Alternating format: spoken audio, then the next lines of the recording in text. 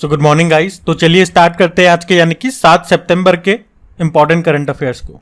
तो इस प्रश्न में आपसे पूछ रहे हैं अभी हाल ही में किस राज्य के रायगढ़ शॉल और कोरापुट के काला जीरा चावल को जीआई टैग मिला?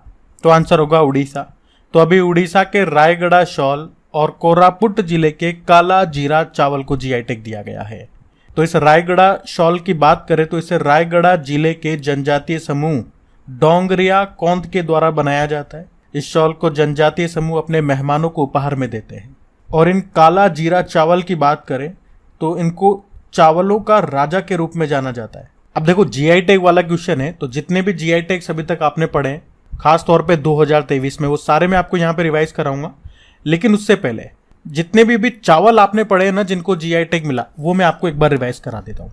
जैसे अभी महाराष्ट्र के वाडा कोलम चावल को जीआई टैग मिला था, मध्य प्रदेश के चिन्नौर चावल को जीआई टैग मिला, केरल के नावरा चावल को जीआई टैग मिला, एक मणिपुर के भी काले चावल थे उनको जीआई टैग मिला था, असम के बोका चावल को जीआई टैग मिला था, और जुड़ीमा चावल से बनी हुई वाइन याद होगी असम की है, उसको जीआई टैग मिला था। और अभी असम के ही चोकुआ चावल को, जिसे जादुई चावल कहते हैं, उसको भी जीआई टैग मिला था। एक बिहार का कतरनी चावल हो गया, उसे जीआई टैग मिला था।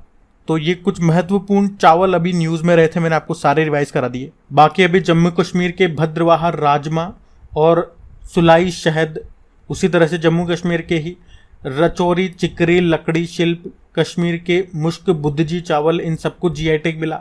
गोवा के मानकुराद आम को जीआई टैग मिला। तो राजस्थान के भी कई प्रोडक्ट्स हैं, जैसे कि अभी जोधपुर की बंदेज शिल्प, बीकानेर के उस्ता कला शिल्प, बीकानेर की कशीदाकारी शिल्प, उदयपुर कोफ्तकारी मेटल शिल्प और नाथद्वार की पछुआई पेंटिंग, तमिलनाडु के जेदेरी नामकट्टी चेदीबट्टा साड़ी और कन्याकुमारी मेटाकेला को मिला। मध्य प्रदेश के गोंड पेंटिंग, रीवा जिले के सुंदरजा आम और मुरैना जिले की गजक को मिला। अभी जम्मू कश्मीर के बसोहली पेंटिंग को भी मिला। बिहार के मरचा चावल को मिला, ये एक और चावल हो गया आपका। और अभी हिमाचल प्रदेश के कांगड़ा चाय को यूरोपीय जीआई टैग मिला था। जीआई मतलब ज्योग्राफिकल इंडिकेशन। अधिनियम आया 1999 में, लागू हुआ 2003 में, पहला बार मिला था 2004 में पश्चिम बंगाल की दार्जिलिंग टी को। तो याद रखना, ये सारे पॉइंट्स पढ़ते हैं आगे। फिर बताओ, अभी हाल ही में T20 में 100 विकेट लेने वाली एसोसिएट देश की पहली गेंदबाज कौन बनी है? तो आंसर होगा नट्टाया बूचाथम। तो थाईलैंड की महिला क्रिकेट टीम के स्टार स्पिनर है ये नट्टाया बूचाथम, जिन्होंने भी कुवैत के खिलाफ ICC women's T20 world cup Asia क्षेत्र क्वालिफायर में 3 विकेट लेकर के इतिहास रचा, क्योंकि इस 3 विकेट के साथ ही T20 इंटरनेशनल में 100 विकेट पूरे हो गए हैं इनके। और इस तरह वुमेन्स T20 इंटरनेशनल में ये उपलब्धि हासिल करने वाली एसोसिएट देश की पहली खिलाड़ी ये बन गई हैं, पुरुषों में भी और महिलाओं में भी। अब बार बार मैं यहाँ बोल रहा हूँ एसोसिएट नेशन की, या यहाँ पे लिखा हुआ है एसोसिएट देश, इसका मतलब क्या हो गया? तो देखो, एसोसिएट नेशन वो देश होते हैं जहाँ क्रिकेट मजबूती से स्थापित और संगठित है, लेकिन पूर्ण सदस्यता के लिए ये योग्य नहीं है। जो आईसीसी की सदस्यता मिलती है वो इनके पास नहीं है। इसीलिए प्रश्न में स्पेशली लिखा गया है कि T20 में 100 विकेट लेने वाली एसोसिएट देश की पहली गेंदबाज बनी है। वैसे एसोसिएट देश नहीं लिखोगे तो ऐसे तो इनके अलावा और भी प्लेयर है ऐसा कर चुकी हैं, लेकिन स्पेशली लिखा जाता है अगर एग्जाम में कि एसोसिएट नेशन की पहली गेंदबाज कौन है, तो फिर आंसर नट्टाया बूचाथम है। अच्छा, भी आपको याद है वुमेन्स प्रीमियर लीग जो इसका पहला संस्करण हुआ था, उसको किसने जीता था? मुंबई इंडियंस ने जीता था। उसकी कप्तान थी हरमनप्रीत कौर, और उसमें रनर अप टीम कौन सी रही थी? दिल्ली कैपिटल्स, और उसकी कप्तान थी मैग लेनिंग। अच्छा, अभी पहली बार हुआ था ये ACC under 23 women T20 emerging Asia cup 2023। कहाँ पे?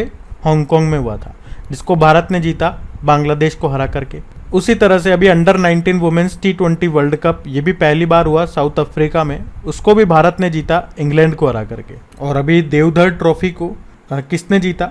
साउथ जोन ने जीता था ईस्ट जोन को हरा कर। लेकिन पूछे दलीप ट्रॉफी को किसने जीता? तो इसको भी साउथ जोन ने ही जीता था, लेकिन हराया था वेस्ट जोन को।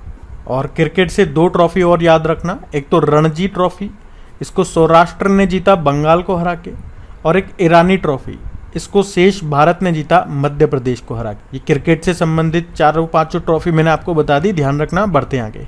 फिर बताइए, अभी हाल ही में नेस्कॉम के अध्यक्ष के रूप में किसे नियुक्त किया गया? तो आंसर होगा राजेश नामवीर को। तो अभी कॉग्निजेंट इंडिया के अध्यक्ष और प्रबंध निदेशक हैं राजेश नामवियार, और इन्हीं को अभी नेस्कॉम का नया अध्यक्ष नियुक्त किया गया है। और किनका स्थान लिया उन्होंने? अनंत माहेश्वरी का स्थान लिया है।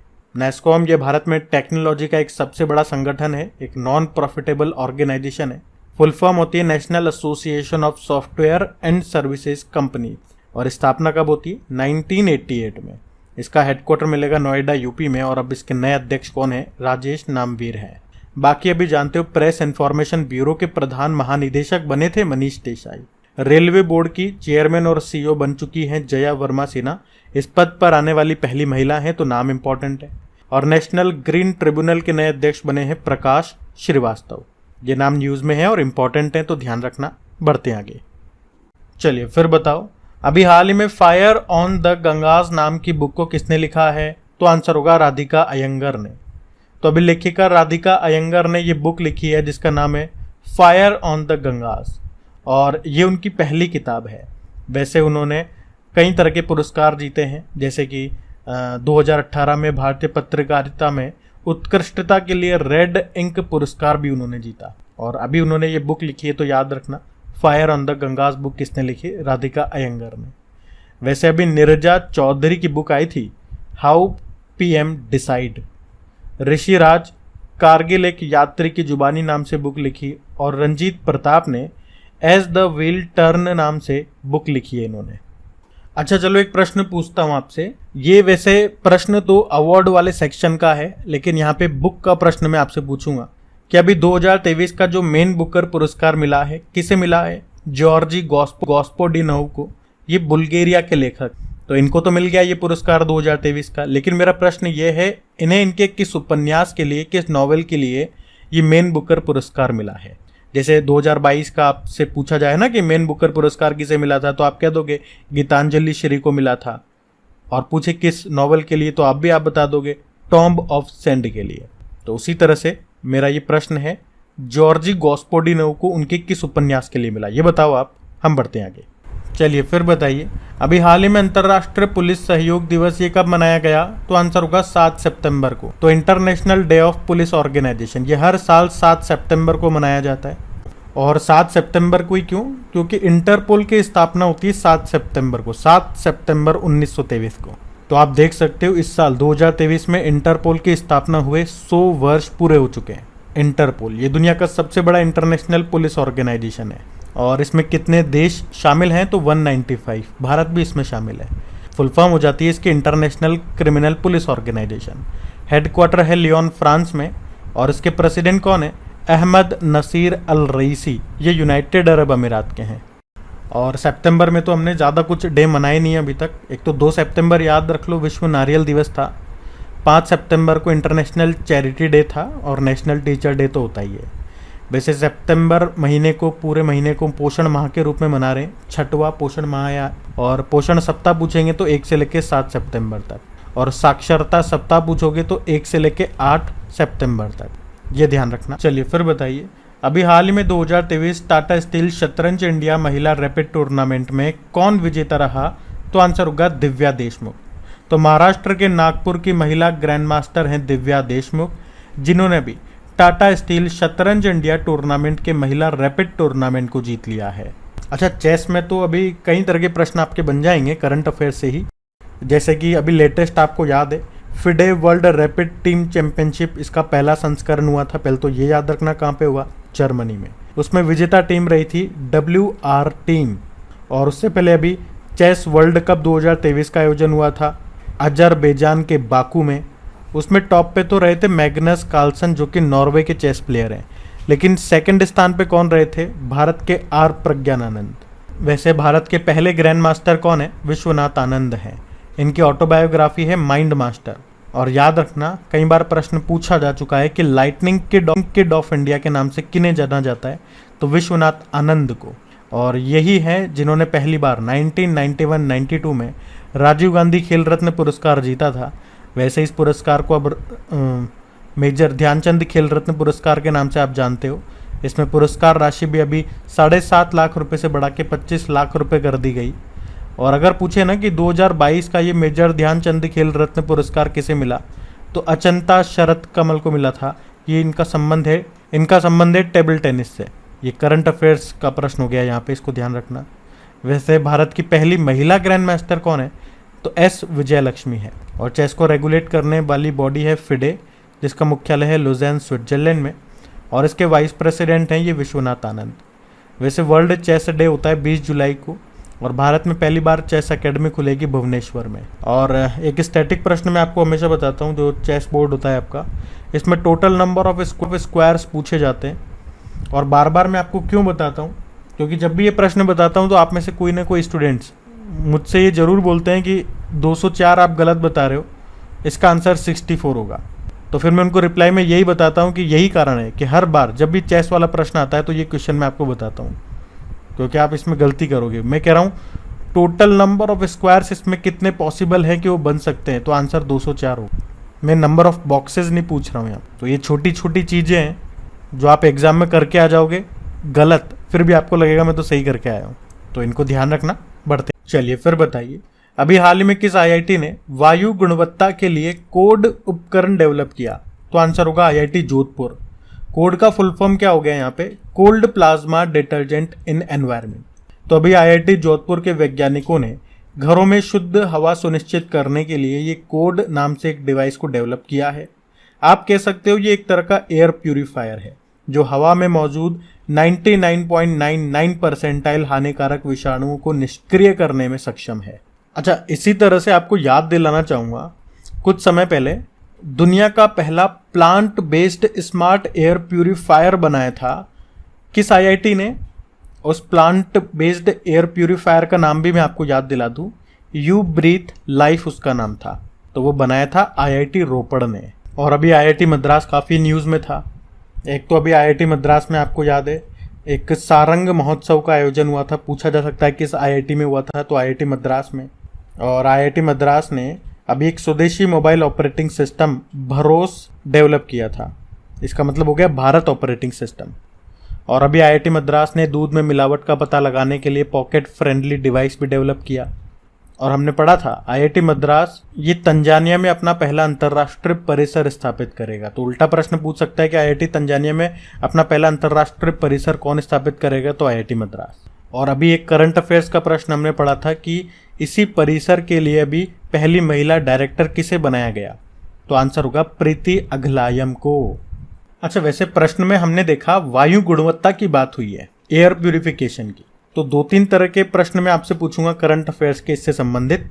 जैसे कि अभी स्वच्छ वायु सर्वेक्षण 2023 की हमने बात की थी, उसमें 10 लाख से अधिक आबादी के मामले में पहले स्थान पे कौन रहा, तो आंसर होगा इंदौर रहा था। और अभी वायु गुणवत्ता पूर्व चेतावनी प्रणाली अपनाने वाला तीसरा भारतीय शहर कौन सा बना था, तो आंसर होगा कोलकाता बना था। ये भी ध्यान रखना पॉइंट्स। बढ़ते हैं आगे। चलो फिर बताओ, अभी किसने प्रोजेक्ट नमन शुरू किया, तो आंसर होगा भारतीय सेना ने। तो अभी भारतीय सेना ने पूर्व सैनिकों और शहीदों के परिजनों के कल्याण के लिए प्रोजेक्ट नमन शुरू किया। इस परियोजना में पूर्व सैनिकों और अपनी जान गंवाने वाले कर्मियों के परिजनों के लिए सुविधा और शिकायत निवारण केंद्र स्थापित किए जाएंगे। और ये पहला ऐसा केंद्र होगा जो दिल्ली छावनी में स्थापित किया जाएगा। तो याद रखना, प्रोजेक्ट नमन इसे कौन शुरू कर रहा है, भारतीय सेना। और किसके लिए है वो भी मैंने आपको समझा दिया। अच्छा, अभी हम लोगों ने पढ़ा था कि प्रोजेक्ट 17A का 7वां और अंतिम पोत ये लॉन्च किया गया। ये हमारे जो वाइस प्रेसिडेंट हैं जगदीप धनखड़ जी, उनकी वाइफ ने किया था। उसका नाम क्या है? वाइफ का नाम नहीं पूछ रहा हूँ मैं, उस पोत का नाम पूछ रहा हूँ। तो आंसर होगा महेंद्र गिरी। इसे मुंबई में मजगांव डॉक शिपयार्ड लिमिटेड में बनाया था। और अगर पूछे कि रक्षा मंत्रालय के कंप्यूटर्स में अब माइक्रोसॉफ्ट ऑपरेटिंग सिस्टम की जगह किसका यूज होगा, तो आंसर होगा माया ऑपरेटिंग सिस्टम का। तो माया क्या है ऐसे पूछा जा सकता है, ये एक ऑपरेटिंग सिस्टम है। ध्यान रखना ये पॉइंट्स। बढ़ते हैं आगे। चलो फिर बताओ, अभी हाल ही में पारंपरिक चिकित्सा पर गुजरात घोषणा पत्र ये किसने जारी किया, तो आंसर होगा WHO। अच्छा, आपको याद हो तो अभी पारंपरिक चिकित्सा पर पहला वैश्विक शिखर सम्मेलन ये कहाँ पे हुआ, गांधीनगर गुजरात में। इसका आयोजन करवाया किसने, WHO और आयुष मंत्रालय ने। हमारे आयुष मंत्री कौन है? सर्बानंद सोनोवाल है। और यहीं पे स्वदेशी ज्ञान को बढ़ाने के लिए ये गुजरात डिक्लेरेशन, गुजरात घोषणा पत्र जारी किया गया। और अगर आपसे पूछा जाए कि WHO global centre for traditional medicine की आधारशिला कहाँ पे रखी गई थी? जामनगर, गुजरात में। तो WHO मतलब वर्ल्ड हेल्थ ऑर्गेनाइजेशन, स्थापना होती है 7 अप्रैल 1948 को, इसीलिए 7 अप्रैल को वर्ल्ड हेल्थ डे होता है। हेडक्वार्टर जेनेवा, स्विट्जरलैंड में है और डायरेक्टर जनरल है टेड्रोस अधानोम। और अभी टेड्रोस अधानोम को इंटरनेशनल ओलंपिक कमेटी के ओलंपिक ऑर्डर से सम्मानित किया गया था। और अभी पूछे कि किस भारतीय डॉक्यूमेंट्री ने WHO पुरस्कार जीता, तो आंसर होगा when climate change turns violent. ये डॉक्यूमेंट्री है, इसकी डायरेक्टर हैं, इस डॉक्यूमेंट्री की डायरेक्टर हैं राजस्थान की वंदिता सहरिया। तो ध्यान रखना ये भी। बढ़ते हैं आगे। चलिए फिर बताइए, अभी हाल ही में G20 के शेरपाओं की चौथी बैठक का आयोजन ये कहाँ पे किया गया? तो आंसर होगा हरियाणा में। तो अभी 3 से लेकर 7 सितंबर तक G20 शेरपाओं की चौथी बैठक का आयोजन किया गया। कहाँ पे? हरियाणा के मेवात में। ये चौथी है। तो इससे पहले की 3 कहाँ हुई थी? पहली हुई थी राजस्थान में, दूसरी केरल में हुई, तो तीसरी हुई थी कर्नाटक में और अभी चौथी हुई हरियाणा में। वैसे G20 में भारत के शेरपा कौन है? कई बार आप पढ़ चुके हो, अमिताभ कांत हैं। तो G20 की बात कर लें तो स्थापना इसकी 1999 में होती है। हेडक्वार्टर इसका कहीं भी नहीं है, लेकिन 19 इसमें सदस्य देश हैं और एक यूरोपियन यूनियन भी है। 2023 में इसकी अध्यक्षता भारत के पास है, 2022 में इंडोनेशिया के पास थी और अगले साल 2024 में ब्राज़ील के पास होगी। थीम क्या है? वसुदेव कुटुंबकम, यानी one earth one family one future. इसमें एक लोगो है जिसमें कमल का फूल बना हुआ है। पूछ ले कितनी पंखुड़ियां हैं? तो 7 हैं, जो रिप्रेजेंट करती है 7 महाद्वीप को और संगीत के 7 स्वरों को। आपको याद होगा अभी G20 संस्कृति समूह की तीसरी बैठक हुई थी हम्पी में, पहली वाली खजुराहो में हुई। रोजगार समूह की पहली बैठक जोधपुर में हुई। पर्यटन समूह की तीसरी बैठक हुई थी जम्मू कश्मीर में, जबकि पहली वाली कच्छ के रण में हुई। शिक्षा समूह की पहली बैठक चेन्नई में हुई। तो आपदा जोखिम समूह की तीसरी बैठक चेन्नई में। वित्त मंत्रियों और केंद्रीय बैंकों के गवर्नरों की तीसरी बैठक गांधीनगर में हुई। महिला सशक्तिकरण मंत्री स्तरीय बैठक ये गांधीनगर में हुई। तो सिविल 20 बैठक हुई थी अभी जयपुर में। और G20 शेरपाओं की पहली बैठक ये मैंने आपको बता ही दिया, राजस्थान में हुई थी उदयपुर में। और बिजनेस 20 शिखर सम्मेलन की बैठक अभी हुई थी नई दिल्ली में। तो ये थे आज के आपके इंपॉर्टेंट करंट अफेयर्स। कैसा लगा आपको आज का वीडियो? चलो अभी कल के करंट अफेयर्स का भी मैं आपको रिवीजन करवा देता हूँ। तो पहला प्रश्न आपसे पूछा था कि भारत ने विश्व के पहले AI संचालित एंटी ड्रोन सिस्टम को लॉन्च किया, नाम बताइए। तो आंसर होगा इंद्रजाल। फिर पूछा किसे डायबिटोलॉजिस्ट ऑफ द ईयर 2023 से सम्मानित किया गया? डॉक्टर नवनीत अग्रवाल। फिर पूछा 43वां आसियान शिखर सम्मेलन का आयोजन कहाँ पे हुआ? Jakarta, Indonesia. फिर पूछा भारत के अग्रणी नवीकरणीय ऊर्जा कंपनी सात्विक सोलर के ब्रांड एम्बेसडर बने रविंद्र जडेजा। और किस राज्य ने संबल योजना, अच्छा इसको थोड़ा सा आप करेक्ट करना, ये संबल नहीं है सबल है, सबल योजना। तो सबल योजना इसको शुरू किया हिमाचल प्रदेश सरकार ने। फिर पूछा किसने VG पटेल मेमोरियल अवार्ड 2023 से सम्मानित किया गया? सत्यजीत मजूमदार को। फिर पूछा भी साक्षरता सप्ताह कब मनाया गया? तो आंसर होगा 1 से लेकर 8 सितंबर। केंद्रीय शिक्षा मंत्री धर्मेंद्र प्रधान ने किसे डीम्ड यूनिवर्सिटी का दर्जा दिया? NCERT। और किस राज्य ने महिलाओं के लिए सरकारी नौकरियों में आरक्षण को बढ़ा के 35% कर दिया? तो आंसर होगा मध्य प्रदेश। और 850 गोल करने वाले दुनिया के पहले फुटबॉलर कौन बने? तो क्रिस्टियानो रोनाल्डो। और वीडियो को अभी भी आपने लाइक नहीं किया तो एक बार लाइक ज़रूर करना और दोस्तों के साथ में इसको शेयर ज़रूर कर देना एक बार। बाकी इनकी क्विज बना करके अपलोड कर दी गई आपके क्रेक एग्जाम एप्लीकेशन में, PDF भी आपको वहीं पे मिल जाएगी। और सितंबर के पहले वीक का जो वीकली करंट अफेयर्स वाला वीडियो है वो अपलोड हो चुका है, तो वो भी आपने नहीं देखा तो देख लीजिएगा, वीडियो सेक्शन में जाके मिल जाएगा आपको। अभी कल का होमवर्क प्रश्न देखते हैं और सेशन एंड करते हैं। तो कल के वीडियो में पूछा था अंतर्राष्ट्रीय चैरिटी दिवस मनाया गया अभी 5 सितंबर को। आप सभी ने प्रश्न का बिल्कुल सही उत्तर दिया। अब ये रहा आज का आपका होमवर्क प्रश्न।